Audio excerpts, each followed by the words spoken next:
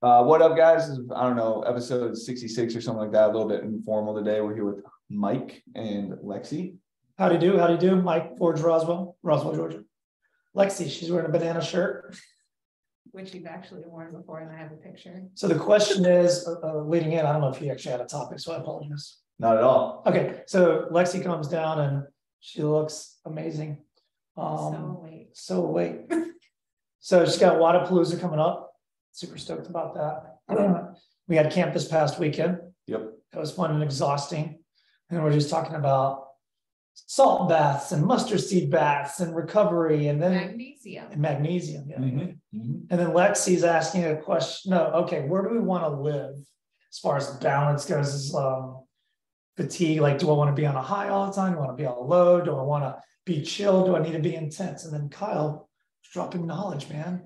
Poetry and merchant. So then I was going to ask, this was the next question. Oh, okay. What we were talking about, from me at least. You were saying like it goes from here right to down here if you can. So if you do go all the way up, you do want to go all the way down, but you're saying that healthy is here rather than here. So am I not healthy? Oh yeah, I don't think any majority of competitive CrossFitters are not healthy. In like what sense? Their central nervous systems are completely out of whack. Probably their hormone profiles are out of whack. Because their hormone profiles are out of whack, specifically cortisol, they're probably artificially aging their body. So like, that's awesome. I think I saw a post by Street Horner a couple years ago that he did some test. I didn't look into what the test was, but they looked at his biological age inside his body, and he was like 26, 27 at the time. And they said he was like 37 years old. So we have a scale upstairs that does like body fat, electric, whatever. It's electric up and down. And mine has always been like a year or two older than I actually am. And his is like actually the same or younger. No, mine's younger. And mine is.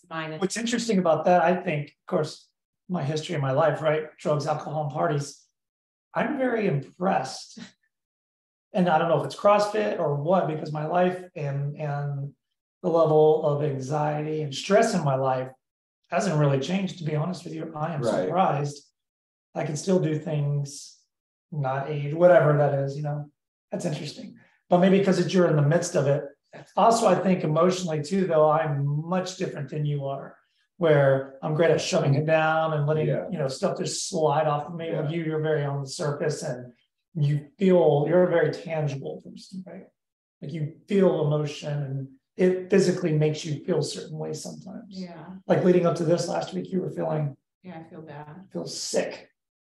Oh yeah, I did actually get a little bit sick. I don't know if that was from that. Right on. You know what I mean? Yeah. Well, I mean, I think everybody genetically handles stress differently too. Like there's different level, or like you just handle stress differently. Like, and I think there's a genetic component to that too.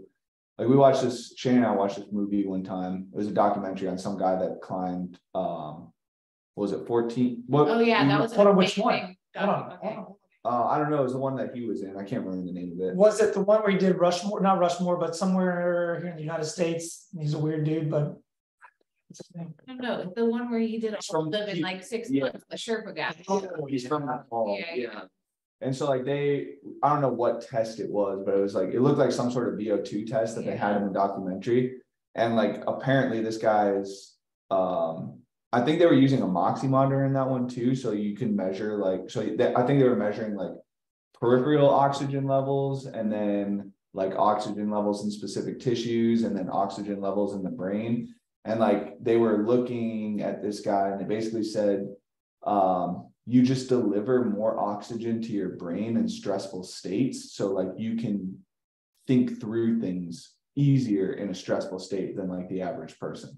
Or you would have more oxygen to think through things in theory. I remember them saying like, because the reason he was good at being the Sherpa was that he could go up really high. And like, if it was, normal people, when it's like 50% oxygen, taking like 30 of it, he was taking in like all 50 or whatever. Right. It was like he could get more. Yeah. Yes, that one. 14 Peaks, guys. Check it out on Netflix. Great documentary. Yeah. So like, Shannon's like, can you train that ability? I'm like, no. to some extent, but no. Right. That was, I mean, that was that guy's genetics, and that's Yeah. why the Sherpas are good at their job, is Right. because a lot of them have whatever that was that makes Right. them better at breathing higher up on the mountain. Right, yeah. So maybe you're just better at breathing. He is That one we just came down to. he is Scientific. better at breathing than me. This is a fact. But that is interesting you said that, because I guess like if we're to look at workouts and what's good for me, like endurance workouts, Mhm. I don't necessarily love 25-minute AMRAPs or something stupid like that, but Mhm. like I can settle into something. Mhm. You know what I mean? Mhm. She's a sprinter, power output, in and out, be done with it. Yeah. Yeah. You give me like 2 to 40 seconds of work, I'm like good to go. And after that, it's like I have to really think about it. 2 40-second intervals. Two 40 seconds of work. 2 seconds to 40 seconds. Yeah. Oh, So like a okay. lift or like a small sprint. Maybe up to Yeah. like a minute and a half, depending on what it is. And then I need like double that break, and then I'm good to go again. But I can keep that for a really long time now. Which makes sense on this whole peaks and valleys things about like the longevity of training from just of the body standpoint, but just even in training itself, just even a piece. What do you mean by that? Like the highs, she can definitely do it, but then she needs a big recovery. Oh, You know yeah, what I'm saying? yeah. So that's within a training piece, but then as far as training overall in general as a CrossFitter, I mean, it's just they still are, those two comments are still equal. Like you go hard, Mhm. you need that big rest. Do you Not that feel it's like, healthy, but do you feel like you do that in work too? Like you Yeah, like you work really 100%. hard, then you rest. Yeah. Then you work really hard and then you rest. Yeah, like if I can get a couple hours of work done in the morning, I don't do anything the rest of the day. You won't do anything. Yeah, I the just rest of the day? stop. video games, I- Pokemon, I Zelda. respond to emails that are like absolutely necessary, or ones that it's like super easy, so people think I'm still doing something, and then other than that, like So hoping that the boss doesn't see this. Well, no, at the end of the day, you get the work done and get the work. Yeah. she really yeah. doesn't care as long as I get the work done. Oh, that's great. Yeah. Good thing she won't be watching this. Yeah. I'm very similar. If I can just get like a chunk of work done, and then just like if I have like, if in an ideal world I could have like 6 to 8 hours to chill, like that would be perfect. That's what I try to set myself up to do. Yeah. Because that is the best. Obviously, that's like it seems like an absurd amount of downtime, but like No, I need that. But, I need that. Because I'm about to go hard. It's something else. yeah. Yeah. But it's like at the same time, you're also doing other stuff in the day that like you're going and training for 2 to 3 hours a day. So like, Yeah. you need that time to like mentally focus to go push your body to its physical limits as well. Yeah. Well, I think that, yeah, and that's what we were just talking about before we started recording, was the whole idea of like, okay, elites get everything paid for. There's less stress, and therefore they do have like downtime, Mhm. stuff like that. And then we have like really good CrossFitters who love to compete and whatever level that is, right? Intermediate, RX or something like that. But then they have normal life stuff. So it's not like my body's just taking on this anxiety and stress of just training and that's it. I got real life stuff to deal with too. So like the yang's even bigger, like those big peaks and valleys are just. You're saying if you're training and you have a full-time job, like a full-time job, you got kids, you got just other worries of life, rather than I'm going to go to the gym, make my Instagram post, watch me eating trifecta, putting in my ascent and post that later. Like that's easy. Yeah. I mean, it takes work. Yeah, it does. But it's a whole different stress. Yeah. But it all, and at the same time too, if you like grew like that generation that you, or like what you described is like the up and coming generation, and they've had over a decade of practice with doing what you're talking about, like just posting selfies and posting video, like that's part of and it's life. Streamlined now at this point, technology and apps or whatever. Right. That's like part of their life. We're like, when I was coming up, like you'd like legitimately when I first started in 2011, 12, you had to like buy one of those like digital cameras and record, like make sure that it was recording to get all of your lifts on video. Oh my God. Then 2 years later, they started coming out with like better smartphones, but it was like, then you would upload it to YouTube, then you would post it to Facebook and get all your likes that way, you know? So it was like, it's a completely different. What do you think the lifespan of an elite athlete is now? Like, so take some of those kind of like variables. Right? If you're an elite athlete, you got things kind of paid for you, you're kind of living that life. What's that? What do you think their time span is? I mean, you got young people these days, so I don't even, is that even something we can even like gauge? It might be that it's like getting longer too. Like if you look at some of the first people in the sport, like Jason Cleveland was what, 2009 to like 2015-ish, right? So like maybe 2008, so like 7 years.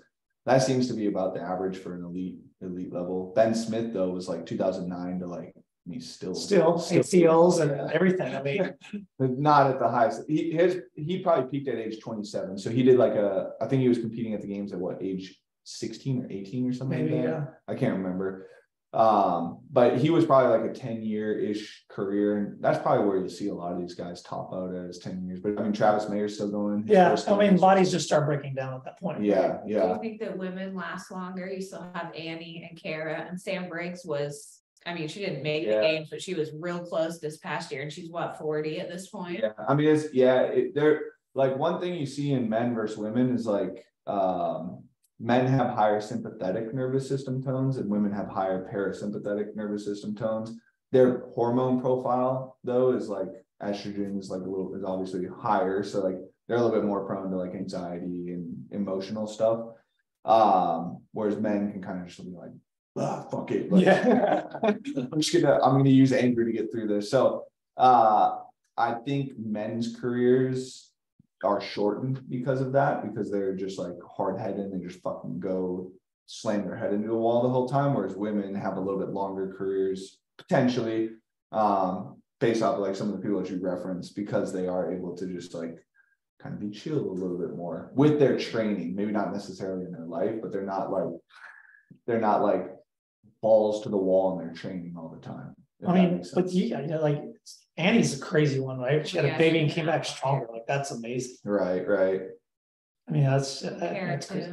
Yeah, Kara Saunders. Yeah, the Russians were aborting babies in the second trimester for the hormone profile. So, so you're saying there's something to that? Yes, 100%. You heard it first. Second. I think that's in like the training journals from the 80s or something like that. And crazy Because times. there's a benefit to the hormones when you're pregnant. Yeah. You get a dump. You get a hormone dump, and then you don't have to give the baby, so there's like no recovery process. So they were literally like getting their females pregnant and aborting the babies. Traumatic. Yeah, probably. I would imagine so. But also it's like Russia, so is it traumatic? It could be less traumatic than the other Russian things happening around you. They're like, here's a sticker to replace your baby. Here's a bear. Have you ever seen those videos? No. There's like Russians are like famous for like having bears in training, like out in the wilderness. Yeah, circus. All righty, well, so training wise, for her, like, how does she maximize her longevity in CrossFit? Then being a working person, all these things. I mean, I don't know. How do you feel? Do you like your training schedule now? And do you like the amount of work? It's been extremely weird trying to train in the morning sometimes and at night sometimes. And I base my whole schedule, how I had it, around training at night and started training in the morning. So I don't. So recently is a little different. It's a little weird. What did you make change wise? Like what were you doing? Olivia can only work out in the morning, and we needed to like work together for a month. And so workout.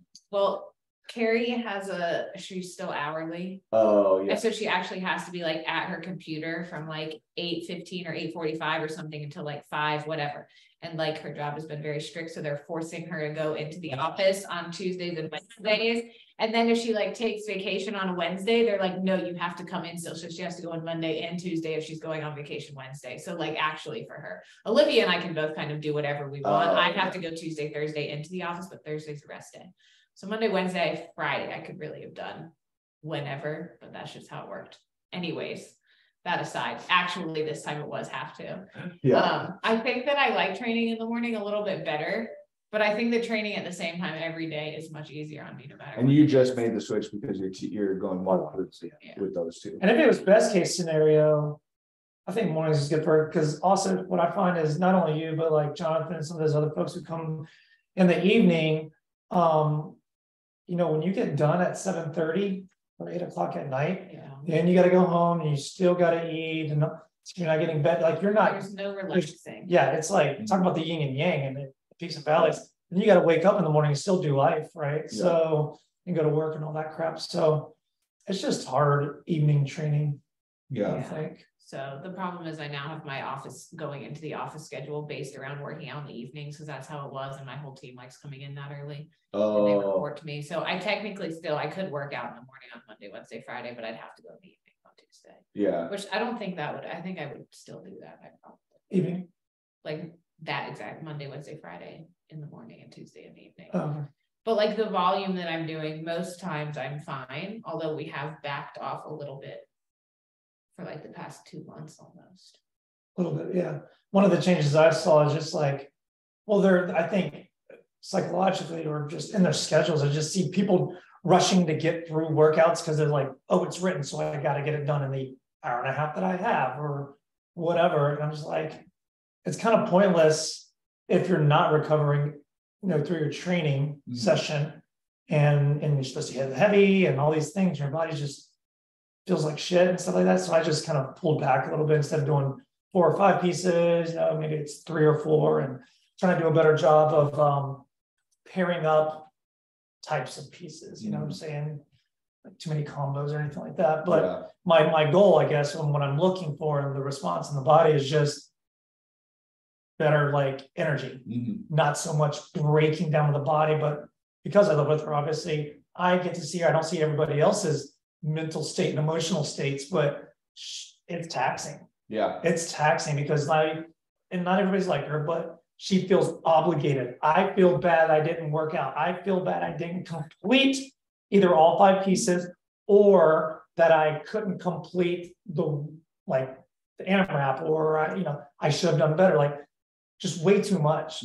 And I feel like people really hone in on this is what written, it has to be done like this or else I get worse. Yeah. As if, right? Like take a Tuesday off. You don't feel good, take the Tuesday off. But all of a sudden you're going to become weak, right? If anything, you might become stronger, i.e. me. Hello. Yeah, right. My goal, guys, is I only work out every 2 weeks. Maybe twice a week, and I just PR. So, hello, working. Olivia are actually better at that than I am, though. They'll take a day off or whatever it seems, but they do. I don't know. But to the yin and yang thing, the peaks and valleys thing, they're over the top. You know what I'm saying? It's like, and if people, I guess, if Sherpas are training at that level and born at that level, then a Sherpa is going to be able to do Sherpa things. So I feel like the two of them, it's just natural to them. And for Olivia, she specifically says for the sake of anxiety and stress, she needs to keep moving. And sometimes they'll do extra little things. And then it used to, with all athletes, I used to be like, you're dumb, but whatever. Yeah. I think to some extent, people kind of fall into like the pattern that best fits them lifestyle wise, and like you just kind of figure out how to fit the things that you want in there. Like, I don't know if there's necessarily a lot of coaching that needs to be done on that, but like, because I think people naturally fall into what is going to work for them, but there's definitely like tweaks and adjustments that you can make to make things a lot better. You mean as a coach or as an athlete? Right. It's, in my opinion, it's really hard as a coach to be like, well, what does your schedule look like? Yeah. And then they write down like 0 to 7 or 7 to 7:30. I wake up and I make my coffee and I eat breakfast. Well, at that time, I want you to do jumping jacks. Right. So it's like it's so hard to like sit down and break down your schedule. So like obviously there's principles that you want to try and like instill in them. Like, hey, are you making sure you're getting 8 hours of sleep? Are you doing magnesium baths? Like, what's your like recovery? If you have a full-time job, I think is the biggest thing you have to pay attention to. And that's different for everybody too. Like, sure. One of my best ways to recover is actually going out and being with like friends. So like there's a parasympathetic response that you can get from that. So like going out and just like hanging out with people for a couple, like 2 to 3 hours is like a great way to recover. I feel like aside from taking an actual nap, there's like, for me, it's a mental disconnect from the everyday that I'm always involved in. So it doesn't have to be coaching. It doesn't have to be training, but if it's around the gym or fitness, it gets exhausting. And so just a disconnect. So some people would say, Mike, you just need to slow down. You just need to relax and all that stuff.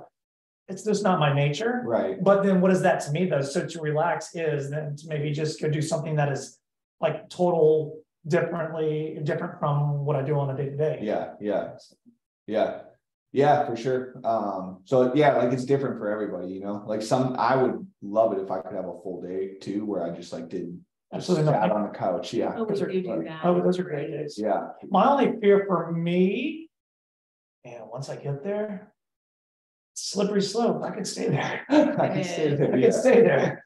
Yeah. I just think it's like in our industry, especially, like it's just so hard to be able to take a full day off, and like it would be nice to be able to do that, because I think like it is important to have rest in anything you do and like just disconnect from everything, but it's like it's easier said than done. Yeah. You know?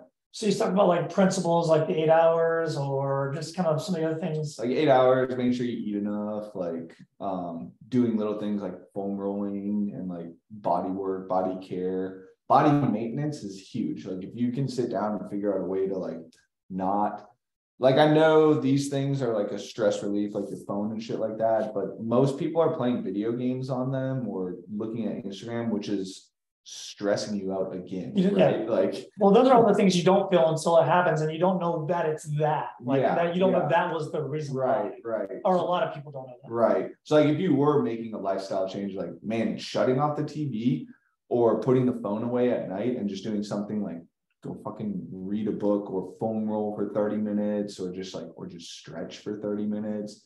I think those are, or like a bedtime routine, like an hour-long bedtime routine. Like I think those are little things that coaches can. Have you ever programmed that into somebody's? Yeah, So he was like a health-oriented client, so it was okay. he was like always working. So I was like, hey, we're gonna try this. Yeah, I think that's the hard part, because all these things, like we've heard of them. Yeah. And then if you have a client and you're like, hey man, you're gonna, yeah, I ought to, or yeah, I did, I did a little bit of that. Mm-hmm. And then it's like, great, but like something doesn't really, you have to do it a lot to actually feel the response. And I feel like, you know, in the world that we live in, I know you're kind of like this, at least emotionally, but like the tangible, people want to feel things, back to like phones and all that stuff, right? People want to feel things and see the immediate response rather than take the time to do these routines or make these changes before they feel anything. You know what I'm saying? And I think that's the hard part, just capturing. Well, especially in our industry. Like I remember when I first started getting into fitness, they're like, it's gonna take about 3 months for your body to see change. And you tell somebody, I didn't time for that. I'm on this month package. well, this says I get results in literally 6 hours doing abs one day. You know, you're like, well, it's lying to you. Yeah. So yeah. So it's just like, you know, that was what I came into in the industry. And I'd be curious to hear like the history on that. Are there other people that are like, hey, you need to stick with something for a year, you know? It would like how long it is. Yeah. Like that. And that was kind of also with my upbringing in the industry was like, hey, if you stick for something a year, doesn't work, then make your change, you know? But I mean, you have like, with the advent of social media and stuff now, like people want shit within a month or they're gone. And like with how many options there are for programs out there, I'm sure everybody has seen it in their gym where it's just like program to program to program to program to program, or gyms buy like 16 different programs and they're like, you can choose. Yeah. You know? Well, and then with that, it's like then I challenge you as the athlete. Here's a lifestyle change. Stick with something. Yeah. Like then and so let it be my program or whoever's program it is. I don't even care whose program it is. Show me that your willingness to like trust something, right? Yeah. And of course, then you can get deeper and talk about how those attributes, those characteristics of a person. Well, then you can kind of start making sense, because I know, you know, when you came over from your previous gym and you know you started doing regular classes, recognized you had an ability. And then we said, okay, we're going to put you on a program, and you started working the program, right? And it's just like the little things over time that people see. But like, what for you, did you just say, I don't know, I'm just going to trust it and go? Or like, was this new, was being self-disciplined like that new for you? Like, so being disciplined in terms of actually showing up and doing the physical activity is easy. The other side is what's more difficult. And I don't think that I'm alone in that. The other side, I mean, yeah. Like the recovery or like the other part of wellness outside. Yeah, the like actually going to the gym, showing up and doing what I'm told is the easiest part of all of it, 100% by far. So so we can talk about our macros journey. Right? Oh yeah, and then my question was, why do you think that is the easiest part versus the other things? For I would say most people. I would say most competitors. Yeah. I think you're we're a little bit biased because we live in the industry and we are like, that is the easy part for us. Yeah. I think there's a lot of people that's actually the opposite. They would rather like go and just sit on the couch and watch TV, and like that's the easy part for them. Where like the easy part for us is like, that's the hard part for us a lot of the time. It's like the actual sitting down and like not being like fidgety as fuck, you know. I don't know if I can't not fidget. I'm sitting here moving back and forth and playing with my hands. Like I can't sit still. So like you know, for whatever reason, like that is the easy part for us. Probably because, you know, there's a lot of reasons behind it. Like I think you get the hormone dump, you get the like addictive hormones, the dopamine response, like all that shit. And I think that's probably a big part of what we're kind of like or people that are very active are addicted to, is like the hormone profile of it. I also think too, there's something to do with like fidgeting and stuff like that. Like, is like your body just like, for whatever reason, wants to like, it needs movement to like calm itself.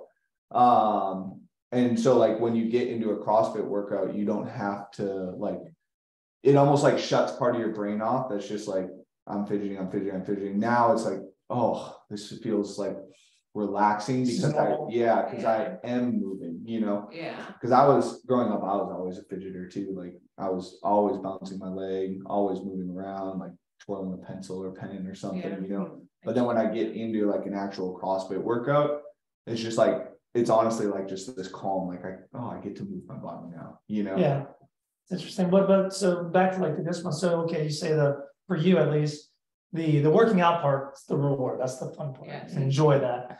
So then forever we're talking about, you know, her question was, how do I become a better CrossFitter? Well, let's define that. Like games, no, or whatever, right? And I think we were talking about that over the weekend about competing for fun. Then we had to define fun, blah blah. But another topic, another day. That was a good one though. But then it's like, then you have to do, you do have to dial in. So, and that's anything you do in life, like, but CrossFit specific. Okay, you got your workouts, great. You're following a regimen, you're seeing things happen, then eventually you're going to have a plateau because there's other parts of your body that need to recover, food, you know, mindset and sleeping and all that. So she would say, you know, she didn't want to do macros or any type. Yeah. She wanted an easy fix, I guess, right, for a while. And then it's just like one more thing to do, to put all of my phone, my food into my phone, and weigh everything and have to plan one more thing. Yeah. But when you did say, okay, I'm in, one, why did you say you're in? And then two, what'd you get out of it? I don't know. Why did I say I was in? I feel like you pressured me enough. No, don't listen to that.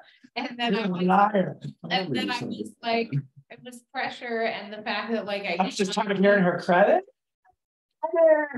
Yeah, I wanted to be better. Stop eating candy. I would be better. So I said, okay, fine. I guess if it'll make me better, I'll try. And then like in terms of accountability, I did just pay somebody for a while. Yeah. And then when I quit paying somebody, it went downhill. Ish. Yeah. It took 2 or 3 months before I was like, okay, I'm done with this. And then it just went to the absolute shit. But when you were doing it, though, did you get the response you wanted? Yeah. And then when I was doing it, like it works, right? And I've always fluctuated, I don't know, since I started working out and gained muscle, like about, I don't know, 8 to 10 pounds. And like the lower side is where I should be, but it takes me, like should be, I'm saying like, cause I don't need to be 5'3" and weigh 160 pounds. Why? Because it's society said so. That's why, Kyle. Like I don't know. I'm like fluffy, and it seems unnecessary for performance benefit. Like probably performance, and also like I just look better. I'm not trying to be tiny. I'm never going to be tiny. That's not my body type. But like staying closer to 150 than 160 is like I look and feel better. I think overall. Do you perform better? Yeah, I think so. I mean, I think so. Yeah, and I think that. When I first started and I cut down to whatever I was, and then I held on to, I don't know, I was like 148, 150 for a while. And I think that might have been like a little bit too much. I think it fucks your. Like discipline wise, like I felt like there was never like a time for a treat. It was like once every 2 weeks, I would be like, okay, I can have one meal where I'm doing something else. And that's that's not exactly great. Yeah. And so then the problem was when I went off, I went to like another extreme, but I think that I'm closer to like 153 now. And I think that is 153 is probably better than 148, 150. Yeah. Just I think generally look and feel. Yeah. I think in general though, women fluctuate way more than men do. Yeah. Those are the things going on. Yeah. Yeah. Yeah.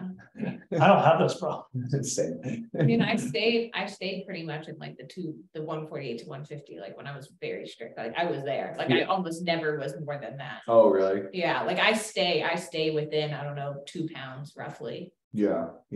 Once I get there, it's just if I, and even if I'm not on, like it took me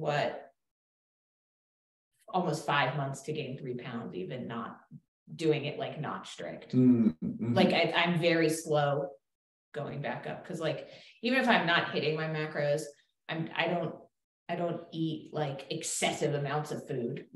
It's crap, but it's not tons and tons of crap. That's fair. You rationalize very well. Yeah. Gummy worms, those are just carbs. I need those for heavy lifts. Sitting around on the couch doing nothing. This takes glucose, right? Obviously, being alive needs gummy worms. Yeah. Where are we going with that? No. I don't know. Oh, we were talking. No, we were talking about disciplines, is what I was talking about, and just like why it seemed easier. And you said it was easier to jump in or buy in to the physical side because that's the reward part. I was wondering why it's difficult and how do you get somebody, or how have you gotten somebody? Because I was asking if you've written that in, forcefully, because it's okay to be a coach and a guide or a teacher or an instructor or a leader and be like, here's what I know and here's what you should do. Right. But then how do you actually get it? And like, is that even your responsibility? Right.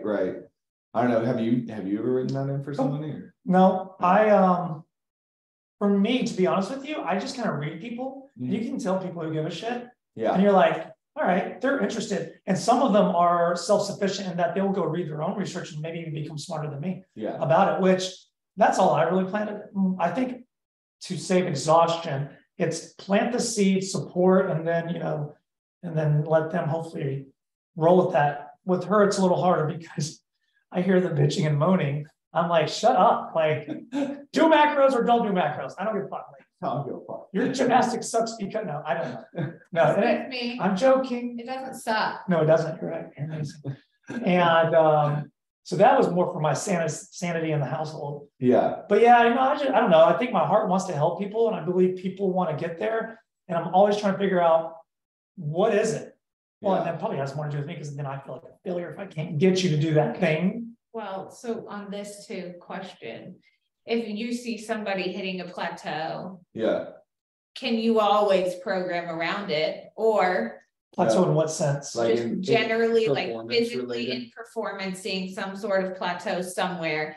It can either be actual or like perceived by the athlete, because if somebody is saying, I'm not getting better at this, then it's on you, right? If you're their coach. Well, they'll tell you that. That's what I'm saying. They'll tell you it's on you. So if they think they're not getting better, it counts as them not getting better. Man, you're gonna blame them. Sometimes I think people want a coach because it is a scapegoat for that, not getting better. Well, they don't have to put the onus on them. Like yes, you have a coach, but there's still responsibilities that you have to account for as an athlete, So can you always program around that? Or if somebody comes to you and is like, I want to do 4 ring muscle ups in a row, that's my goal. And you assess them and it looks like they might have the strength, maybe they can do 1, but let's say they're 40 pounds overweight.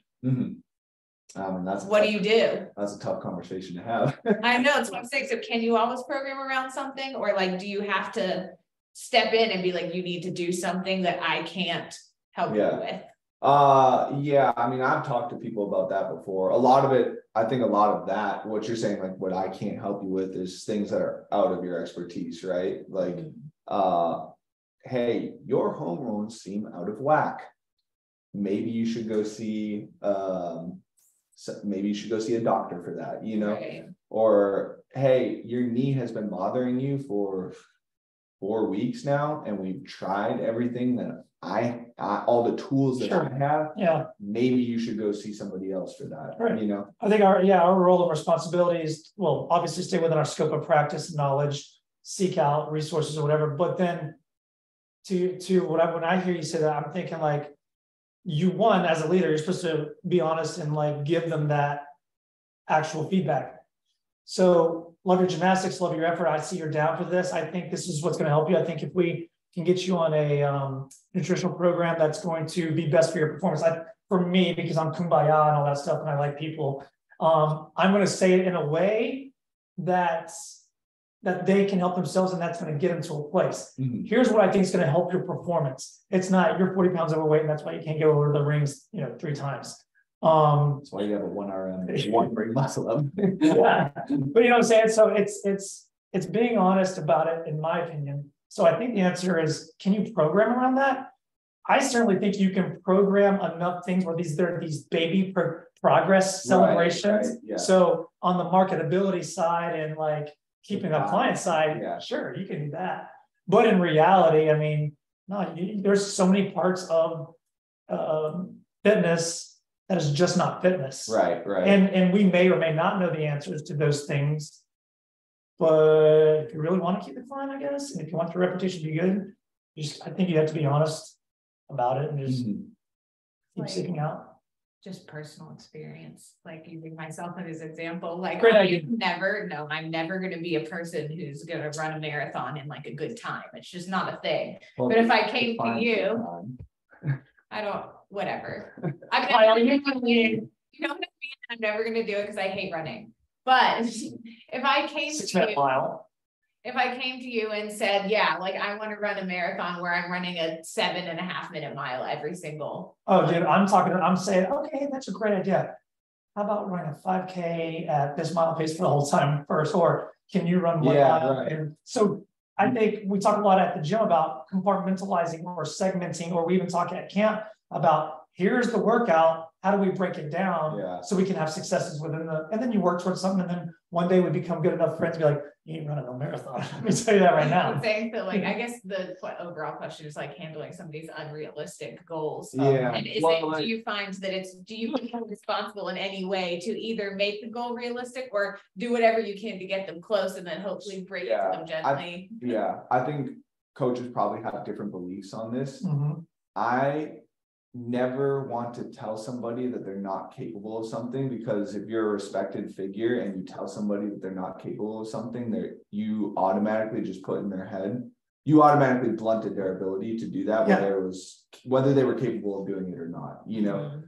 So to kind of like what Mike was saying, like, let's run a 5K first, right? I want to give them smaller goals to hit. It's like, well, okay, you have the goal of going to the CrossFit Games. The first step of that would be, let's sign you up for the open here. And let's see how you do. Yeah. And then you're like, hey, okay, this is where you place. Next year, our goal is this. And then next year, our goal is this. And then year 4, we're going to try and get you to quarterfinals. And then from there, we're going to sit down and we're going to reassess your next goals. But again, I kind of take a long-term approach with things, because they don't, things happen much slower than people want them to. And life is just fucking crazy. So like, you're going to have setbacks. So like, even if you have a timetable of, I want to have this goal achieved at this point in time, there's going to be things that more than likely push that goal back rather than bump that goal up. You'll have some rare people that goal gets bumped up and you're just like, well, you were a freak athlete and nobody knew it. And that goal got moved up, So I try and just give them I'm never going to not tell them they're capable of something, but we set like goals and things to work towards and achieve. And then it's like, over time, that individual should start to see like, okay, made a quarterfinals in 4 years. I finished in 1,000th place. Man, I don't know if I'm capable of going to the games, like they might come to the realization themselves, if that makes sense. But, I think if that is a goal of yours, there's always something to be said about having somebody believe in you and believe you can get to that goal, whether it's realistic or not. Sure. You know, I think, and I don't know if you have like, do you do like I know you check in with athletes, hey man, what's going on based on performance, and you check in outside of just the sessions and stuff like that. Do you have any type of like formal, like plan? Like I have a thing called GPA, goals planning achievement. What's your GPA? Talk about goals, and then we make a plan and we celebrate the achievements. And then kind of what you're saying is like, well, goals will change, obviously, right? You have like 1 year, you have your 1 month goal, 6 month, 1 year, 5 year, whatever. But then is there do you do a formal anything? Do you ever have athletes actually write down stuff so they can see like goals will change? Well, yeah. So like you said, well, it's taking me 4 years to reality. I don't know if games is my thing. Yeah. But then I can also tangibly like see I have, you know what I'm saying? Progress, yeah. Yeah. I mean, it'd probably be a good thing. That's probably something that I need to do a better job of as a coach. But like at the same time, like I think that's a little bit on the athlete too, to make sure that they're writing down their goals and they're checking their goals off. They're visibly seeing their list, Yeah. And maybe that's one of those like tools or lifestyle things that I could start presenting. Hey, to the athlete. Hey, here's your. I challenge you to check your athlete's GPA. Yeah. Here's your here's your goals list. We're going to put it in a folder, and we're going to, I'll pull that up every time if you've made a new change to that or check something off. Like now you just see that. So I made a list. I don't know if you even looked at it. I shared it with you. I don't know if you looked at it, but I've definitely done at least 2 of the things. When I was coaching teams, and at that time, like Maddie was doing Wadapalooza and Granite Games and all that stuff. And when we would fly out, I'd make sure they buy a journal. And I had made a very, what do you call it? Not keto, but elementary. Sure. Basic. Sure. Anyways, I DIY'd a workbook. And I had all those things on there. And then when we'd head out to these places, I'd make them sit on the plane and be like, all right, what's your goal for this workout? Because some people's goals for a workout is a lot. Right, I'm going to finish it. I was like, well, maybe just get through the round at 9. That is one thing that I will tell people no on, is like unrealistic expectations of a goal or of a workout, because it is so acute and you get the emotional, like straight up all the emotion at that point. Sure. And then at the end of that competition, especially something as big as Wadapalooza and Granite Games, it's like, all right, let's go back. I want you to just write down stuff. How'd you feel? What were some of the mixed emotions? Yeah. And what were some of the celebrations or what are the successes in this, right? Yeah. And I just feel like, yes, you're right. Should do that. And I should do more often, I think. Yeah, I feel like we're about to. I don't know when I did it last. Sometimes you just open your mouth and you have to put your foot in it. Sounds like a great idea, Mike. Yeah, you should do that, Mike. I wrote it down last time. I wanted to do a strict ring muscle up, and I wanted to actually qualify for a competition of some sort. So I've done both of those things. There was more on there. I think one of them was trying not to fight with you as much when we're doing coaching and working out. I don't know. That is 50-50. I don't know if that would work. But no, I think that's a good one too, though. And so you're kind of like talking a lot about just like reflecting how you're feeling before the competition. Yeah, before, after, and then if you want to make it broader, you can talk and say you don't have an athlete who's like in that. Maybe an athlete of yours isn't at that competitive level, but for the sake of the plateau, because the plateau is going to happen. Right. So then how do you manage that for an athlete to be like, yo, stick with me, this is working. And I talk a lot about, and we talked about a lot of this over the camp this past weekend, was the macro and micro view of your journey, right? And Life Fitness was Talk Fitness. Okay, the macro view is the big view. I have made progress and things are going well, and I am still continuing. The micro view is I'm still stuck on 3 muscle ups and I want 4, and we've been working on this for a year and change. You know what I mean? But okay, so all the work that we've been doing on pulling for ring muscle up has translated into blah, blah, blah, blah. Or all of the squatting that we're doing has translated to bigger sets of wall balls, which is helping your performance. So all those types of things. Right. So I just think, just in general, and where we started this conversation was a CrossFitter's anxieties and things like that. Boom, boom, highs and lows. Well, now I'm talking about on the emotional side, and what can we do as leaders, coaches to help bring people back to middle? And maybe it's just sometimes, and like you said, I know it's on the athletes' kind of responsibility to kind of check in on themselves, but maybe they need an outside little push, Yeah, like, hey, right. look at this, look at yourself over Right. here, and however long you've had a client, you know. Yeah, I don't know. Yeah, I like using data points a lot for that. It's like, Yeah. hey, like last time we tested your 5-minute AMRAP and chest to bar pull-ups, you got 40.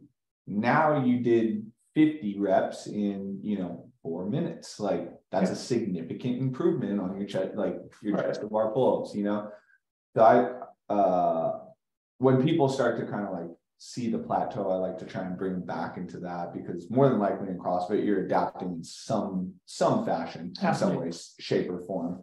It might not be like the exact thing that you're wanting to adapt to, like you were talking about, but you are making improvements in some area. Yeah. And then I have to go work, sorry. all right, well, we thank Lexi banana shirt. Those were the colors for the CrossFit Games in 2014. And one of the girls on her team decided to just go all yellow. She looked like a banana. Yeah, it was very disgusting.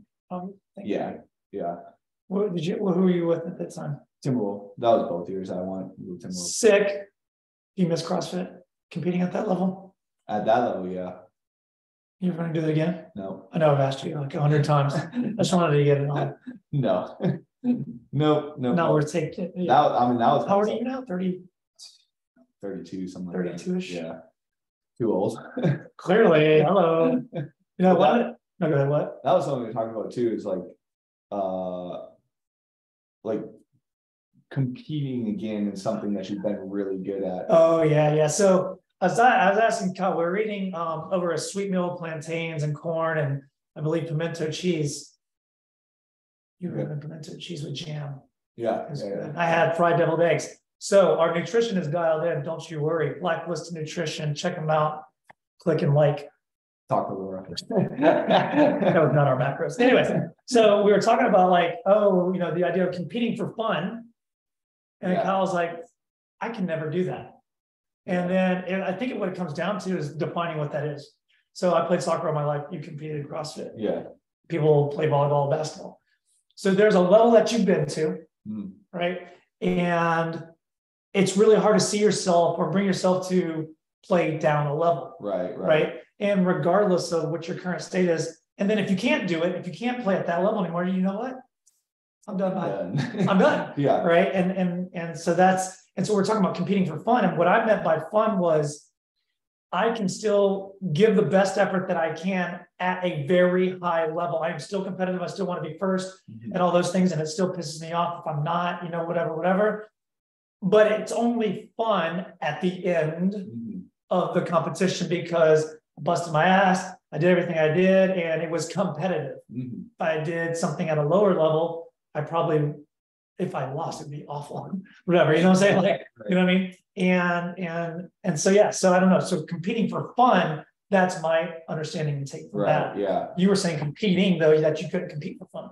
Yeah, I mean, the whole aspect of competition is just fun for me. That's something I've been trying to reflect on more, is like, I legitimately just enjoy competition.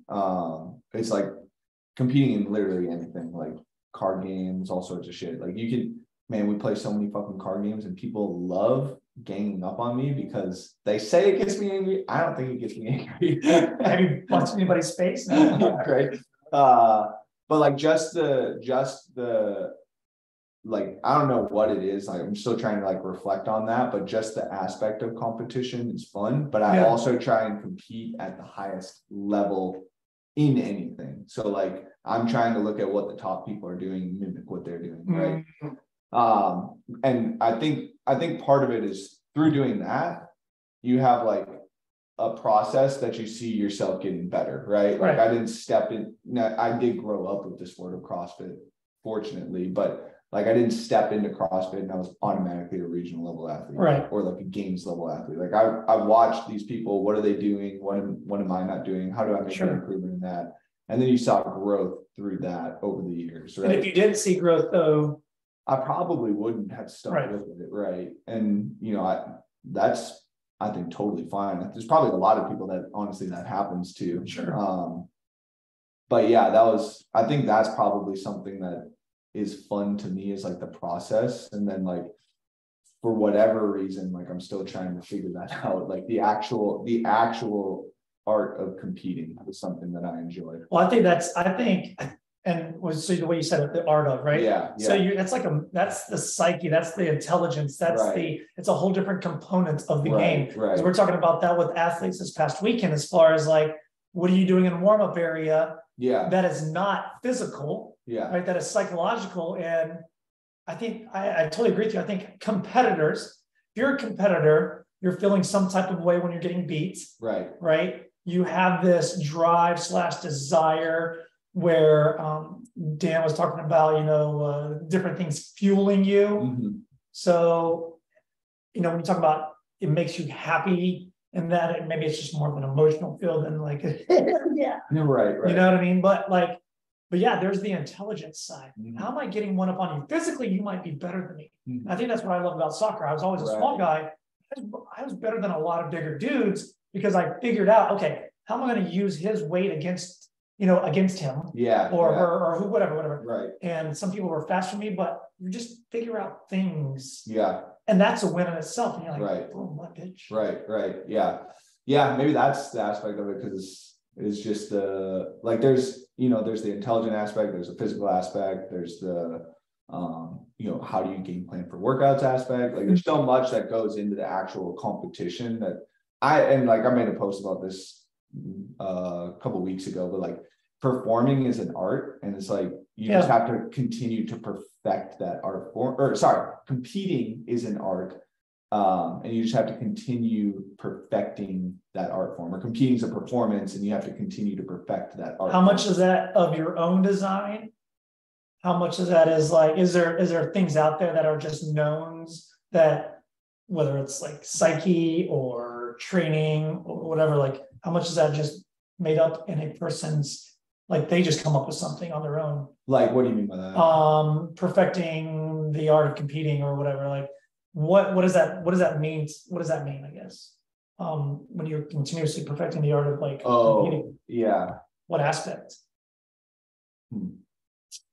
Are there books written out there about the art of competing? What does that mean? You know what I'm saying? Yeah. And again, I've just only come back to I'd have to, in my layman's, I'm thinking like, there's something you just have to kind of come up with. Like there's these things out there that says, you need to do this in order to gain this. Right.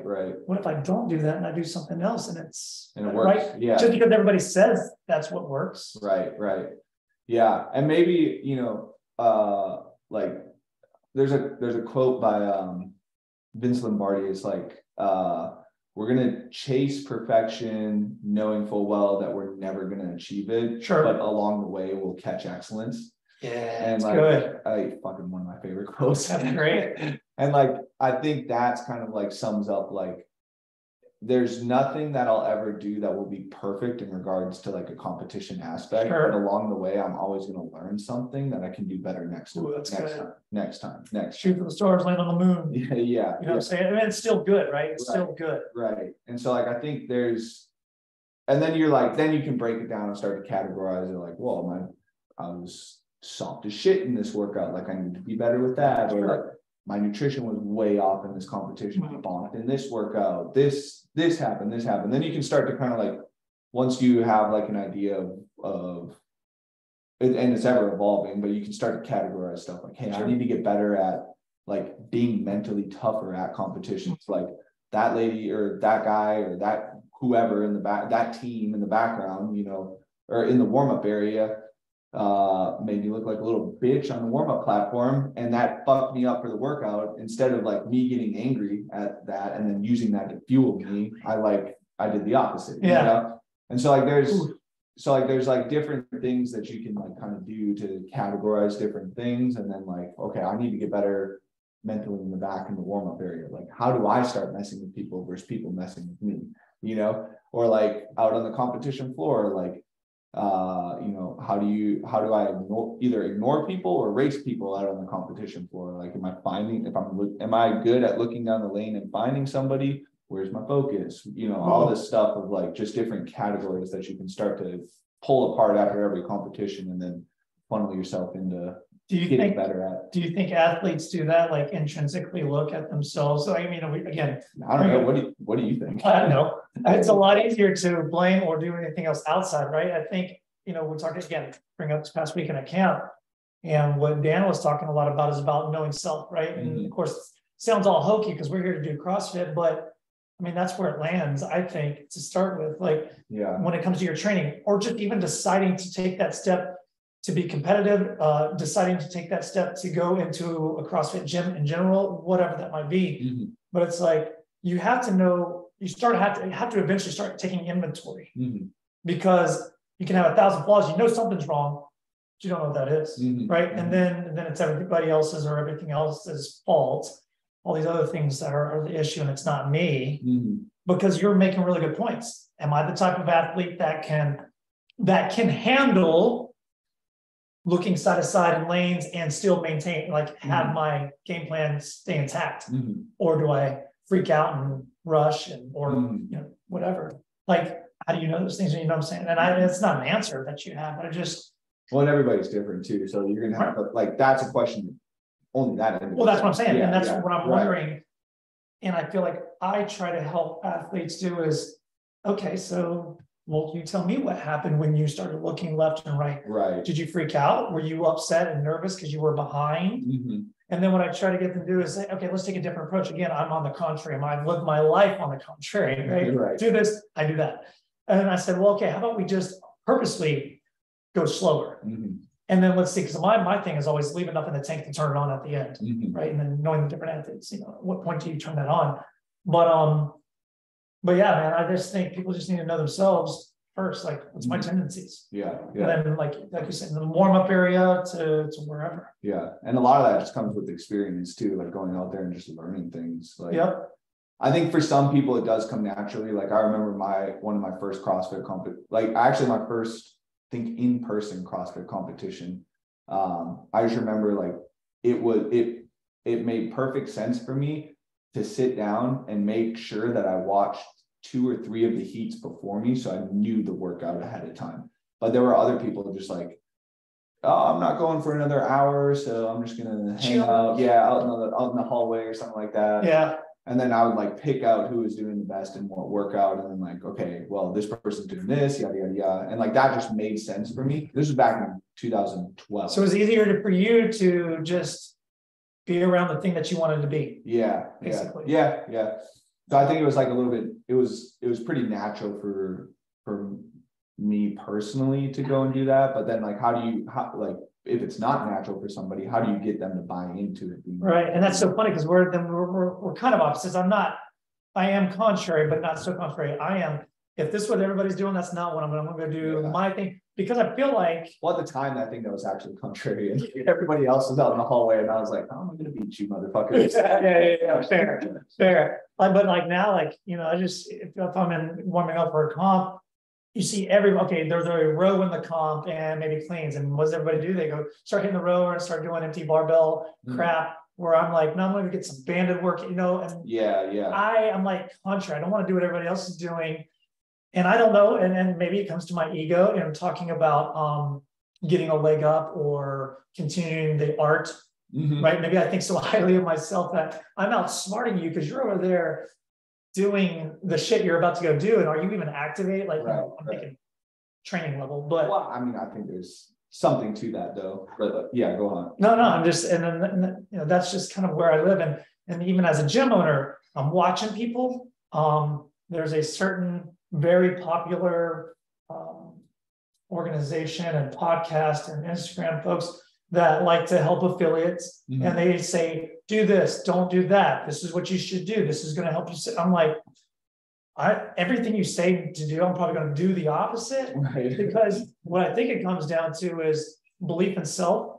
Like, wear it with conviction. Like you say all the time, wear it with conviction and trust yourself. I mean, you got knowledge. You know what I'm saying? So, anyways, what were you going to say? What's something to my ego?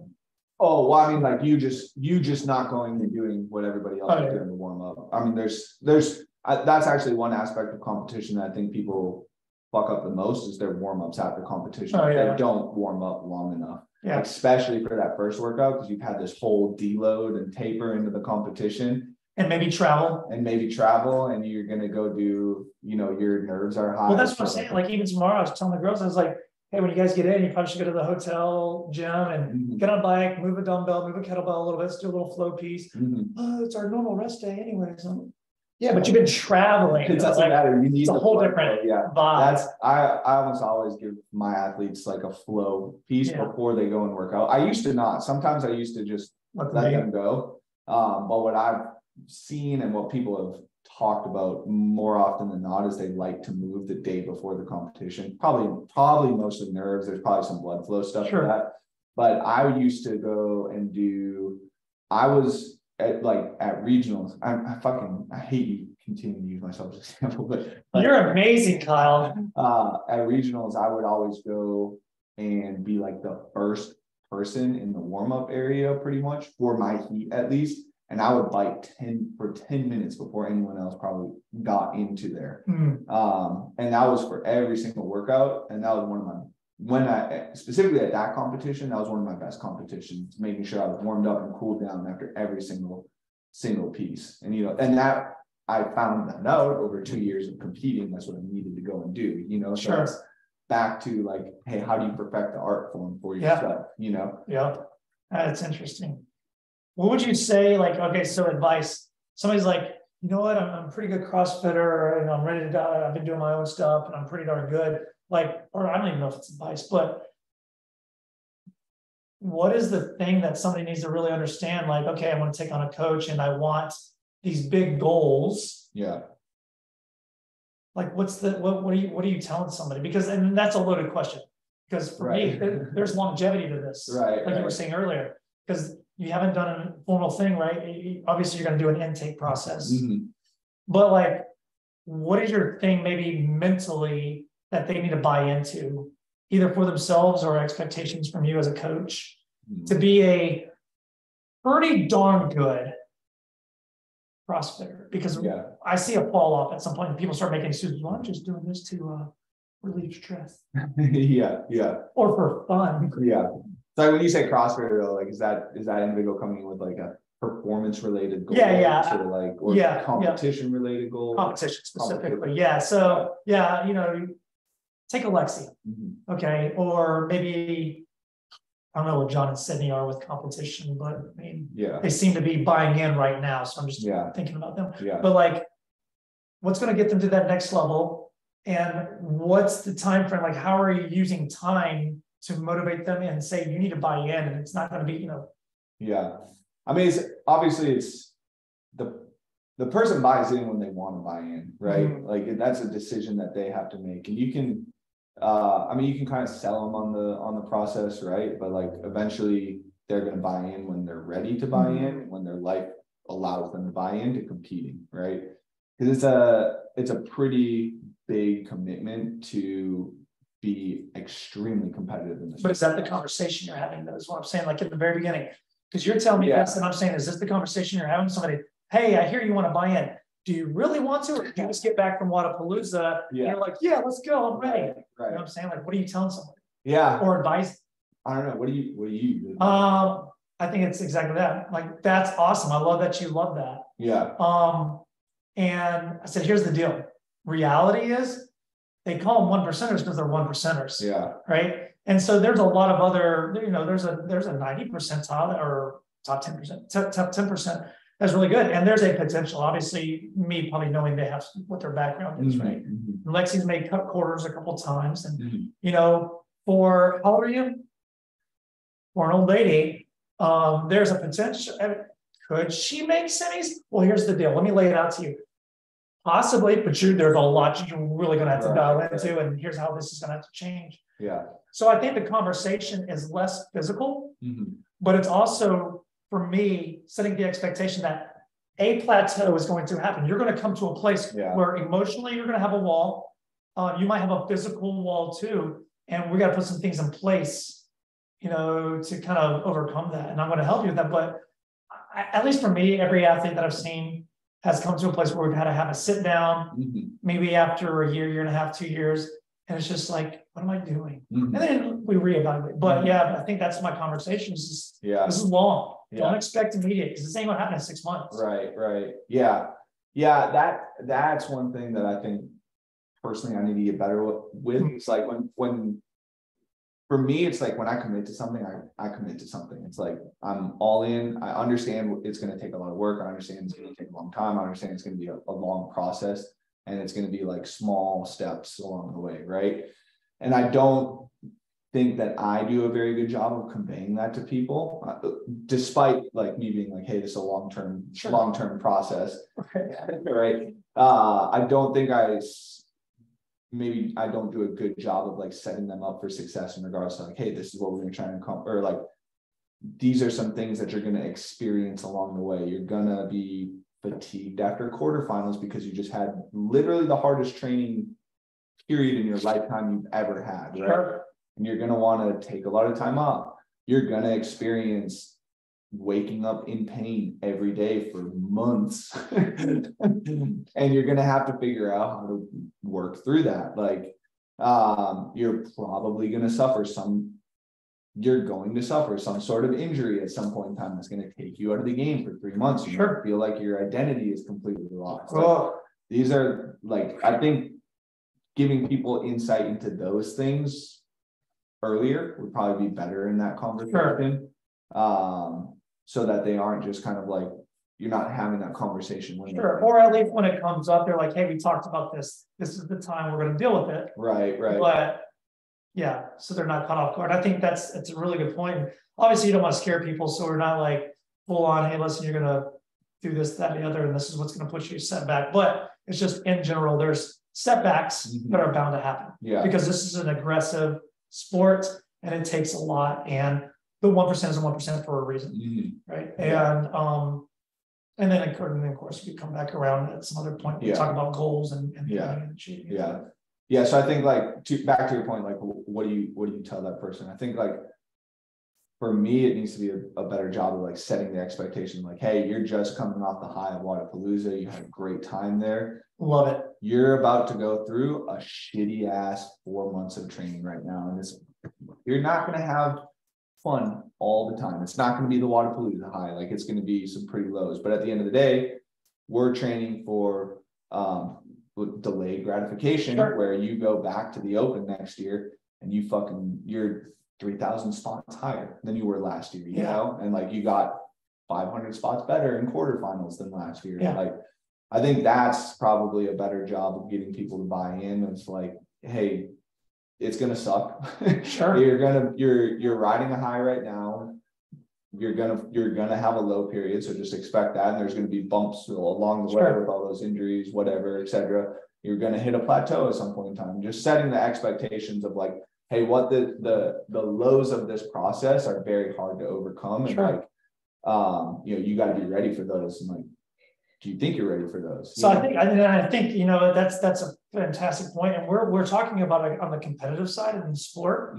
But I think that honestly, as I'm thinking about it, that just trickles down into all aspects, because even for us at GPP, on a GPP level, for me, I'm just trying to get people fit and just to create new healthy habits, staying active. Right. Well, I'm doing this CrossFit thing. I'm in this cult now.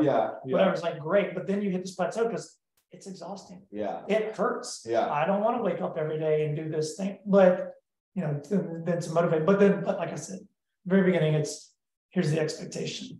This isn't easy. It takes a lot for you just to make this decision and do it. But the gratification is you're going to have a lot of good celebrations down the road. And the competitive side, it's through competition. And now back to competition being fun. It sucks. And you're killing yourself to get to just the competition. Competition itself is not true joy in the midst of, but it is when you're done and all that shit goes away. And you were just amongst peers and stuff like that. And you hopefully performed the highest level that you can possibly. I think that's where the fun part, that comes back in or ties back in. So one thing I try and remind some of my athletes about is like in the NFL, you play 1 game a week for I guess 17 weeks. 17 now, and your plays on average are 10 seconds long. Isn't that crazy? So like you might have, I mean, you have so little playtime throughout the course of the year. Like you're talking about like maybe an hour's worth of playtime over the course of the year, maybe 2 hours or something like that. Crazy.